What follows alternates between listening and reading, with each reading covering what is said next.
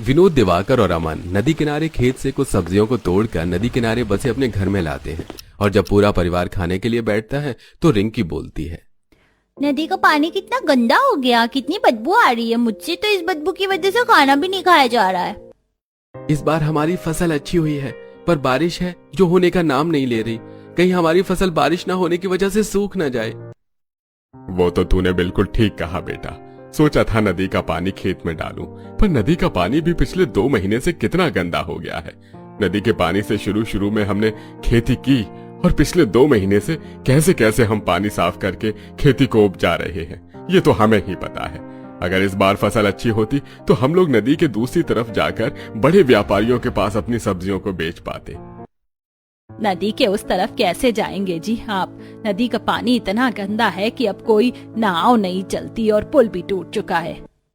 दादी, नदी का पानी साफ भी होता है और नदी का पानी हम खेत में भी तो डाल सकते हैं। मैंने बहुतों को देखा है ऐसा करते हुए।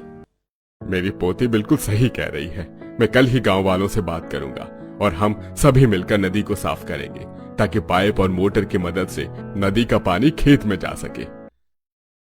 इस बार गरीब विनोद की फसल अच्छी हुई थी, इसलिए वो अपनी फसल पर पूरी मेहनत करना चाहता था। फिर पूरा परिवार खाना खाकर सो जाता है। अगली सुबह विनोद गांव के खेती करने वाले कुछ लोगों को नदी के पास इकट्ठा करके नदी को लेकर बातें करता है। भाइयों, इस बार हम सब की धान, गेहूं और सब्जी की खेती काफी अच्छी हुई है।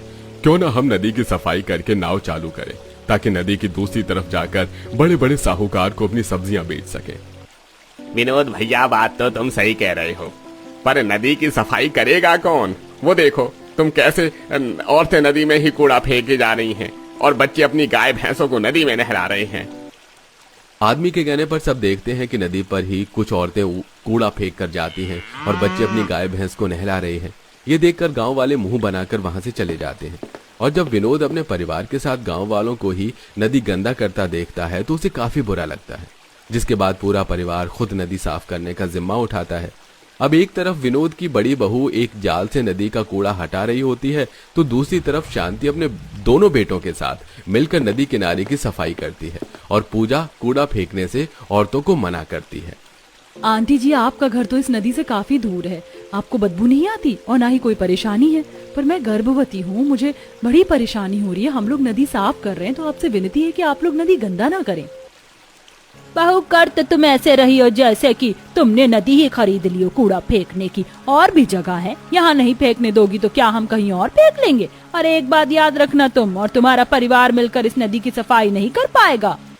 पूरा परिवार मिलकर हर रोज नदी साफ करता और गांव के लोगों को नदी गंदी करने से भी रोकता है और खुद बाल्टी में पानी भरकर खेत तक ले जाते हैं। ये मैं 5वीं बाल्टी नदी से भरकर खेत में डालने के लिए जा रही हूँ। माँ जी, अब आपको आराम कर लेना चाहिए। मैं देवर जी और दिवाकर है ना।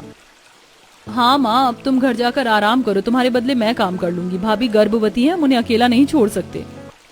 अपनी बहू और बेटी के कहने पर शांति आखिरी बार खेत में पानी डालकर घर चली जाती है। तो वहीं अब भी पूरा परिवार एक एक करके नदी से बाल्टी में पानी भर के सब्जियों के खेत में डाल रहा होता है, जिससे सब्जियां और तरोताजा हो जाती है। कुछ देर में पूरा परिवार घर आता है और जैसे ही वो लोग घर में आराम करने के लिए बैठते हैं, बाहर काले बादल छा जाते हैं और तेज आंधी तूफान चलने लगता है। लगता है भगवान ने हमारी सुन ली। मौसम कितना अच्छा हो गया है। बस अब बारिश हो जाए थोड़ी सी, ताकि हमें नदी से पानी ले जाकर खेतों में न डालना पड़े। चिंता मत कीजिए, जैसा मौसम बना है देखकर लगता है अच्छी बारिश होगी। अच्छा मौसम देखकर पूरा परिवार काफी खुश हो जाता है और वो लोग जब एक बार फिर से बैठकर खाना खाने लगते हैं तो बाहर तेज झमाझम बारिश होने लगती है और खाने पर से उठ रिंकी अपने परिवार से बोलती है, माँ, बाहर बहुत अच्छी बारिश हो रही है। मैंने अपना खाना भी खत्म कर लिया। क्या मैं बाहर बारिश में थोड़ी देर नहाने जाऊँ? हाँ जाओ, पर ज्यादा देर मत नहाना वरना बीमार पड़ जाओगे। भैया, अब तो हमारी सारी टेंशन ही खत्म हो गई। इस बार की फसल काफी अच्छी हुई है और हमने नदी भी साफ कर दी है। अब नाव चल सकती है। अब नदी की दूसरी तरफ जाना है क्योंकि यहाँ पर सब्जी बेचने में मुनाफा नहीं होता। बाहर हो रही तेज बारिश को देखकर सभी घर वालों के मन में एक नई उम्मीद जाग जाती है और वो लोग रात को आराम से सो जाते हैं। पर जब सुबह उनकी आंख खुलती है तो अब भी बारिश हो रही होती है। अब हर जगह पानी भर चुका था। ये देखकर पूरा परिवार परेशान हो जाता है। हम चाहते थे कि अच्छी बारिश हो क्योंकि काफी दिनों से बारिश नहीं हुई थी, पर इतनी ज्यादा बारिश से तो हमारी सब्जियां ही खराब हो जाएंगी। अब हम क्या करें? इतनी मुश्किल से इस बार हमारी इतनी अच्छी खेती हुई थी। सोचा था नदी के दूसरी तरफ जाकर सब्जियां बेचेंगे और अच्छे पैसे कमाएंगे, बहू की डिलीवरी हॉस्पिटल में कराएंगे। पर अब तो नदी का भी पानी बढ़ गया है, कैसे नदी पार करके जाएंगे? और हमारा सब्जी का खेत, मुझे अभी खेत जाना होगा। जो परिवार बारिश होने का सबसे ज्यादा इंतजार कर रहा था, अब वही चाहता था कि बारिश रुक जाए। अब जैसे ही बारिश कम होती है, पूरा परिवार खेत जाता है। सब्जियों की खेती में घुटने तक पानी भर चुका था, जिसे देखकर दिवाकर और उसका पूरा परिवार परेशान हो जाता है। खेत में तो घुटने तक पानी भर गया है, अब कैसे पानी कम करें? अगर खेत से पानी नहीं निकाला तो सारी सब्जियां गल जाएंगी। सुनिए जी, हम घर में एक बड़ा सा पाइप लेकर आए थे ताकि उसकी मदद से नदी का पानी खेत तक ला सके। क्यों ना अब उसी का इस्तेमाल हम खेत के पानी को नदी में डालने के लिए करें। भाभी बिल्कुल सही कह रही हैं। मैं अभी घर से पाइप लेकर आती हूँ, इससे पहले कि बारिश शुरू हो जाए। मोटर की भी जरूरत पड़ेगी, मैं भी किसी से मोटर मांग कर लाती हूँ। काजल घर से मोटा पाइप लेकर आती है तो वहीं शांति कहीं से मोटर मांग कर लाती है। अब विनोद अपने बेटों के साथ खेत में मोटर और पाइप लगा देता है, जिससे खेत का सारा पानी नदी में आने लगता है। ये देख अब सभी गांव वाले भी उन्हीं की तरकीब को अपनाते हैं और खेत के पानी को नदी में छोड़ देते हैं, जिससे नदी का पानी तो बढ़ जाता है पर उनके खेत का पानी कम हो जाता है। अब लगता है कि हमारी फसल बर्बाद नहीं होगी। हमारी फसल भी तैयार हो गई है पिताजी।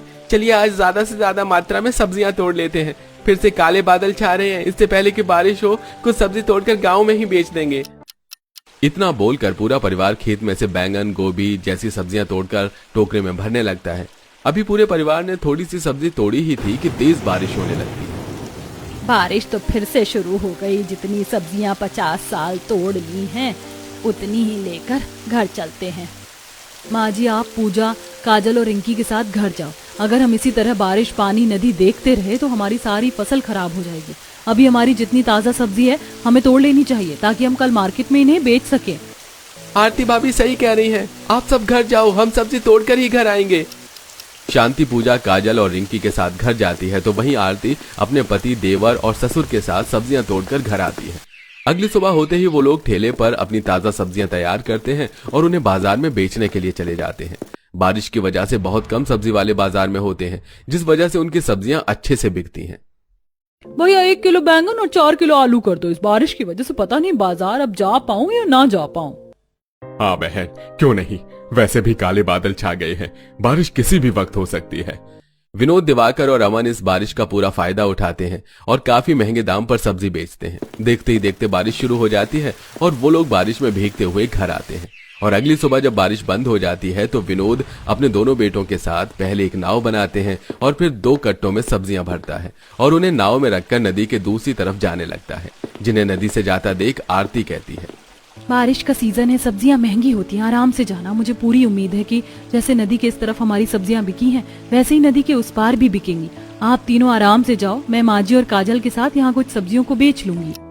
विनोद अपने दोनों बेटों के साथ नाव पर सब्जियों का कट्टा रखता है और नदी पार करते हुए नदी के दूसरी तरफ जाता है और सब्जी मंडी में जाकर अपनी सब्जियां बेचता है। तो वहीं घर के बाहर आरती, काजल भी सब्जियां बेचती हैं और शांति भी गली गली जाकर बारिश में सब्जी बेचती है। और इस तरह एक गरीब परिवार इस बारिश के मौसम में भी नदी के पास रहकर भी अपनी फसल बर्बाद होने नहीं देता और अच्छी खासी आमदनी करके अपना घर चलाते हैं। और कुछ ही महीने बाद पूजा की डिलीवरी एक अस्पताल में होती है और पूरा परिवार पूजा और उसके बच्चे का नदी किनारे बारिश में अच्छे से ख्याल रखते हैं।